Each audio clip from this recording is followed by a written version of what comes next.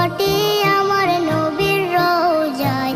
তোমরা যদি যাও গো মদিনায়, তোমরা যদি যাও গো মদিনায়। ইয়া রাসূলুল্লাহ ইয়া হাবিবাল্লাহ, ইয়া রাসূলুল্লাহ ইয়া হাবিবাল্লাহ।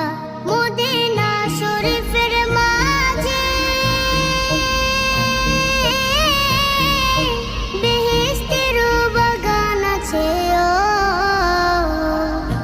সেই বাগানে শুয়ে আছেন, সেই বাগানে শুয়ে আছেন